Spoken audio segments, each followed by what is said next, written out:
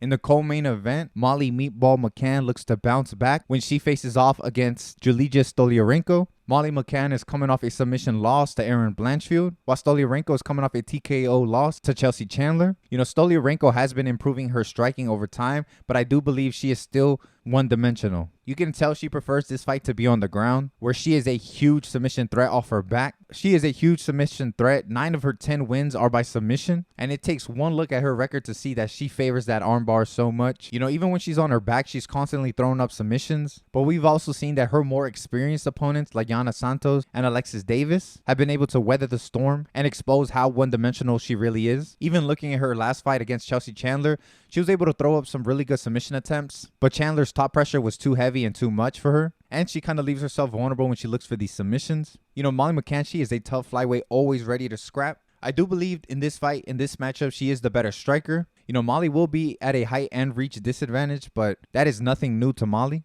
She's usually able to close the distance on these taller girls and land the better, bigger, harder, stronger shots. She usually does like to mix it up and take her opponents to the ground when she's stronger than him. She does like to mix it up and take her opponents down to the ground.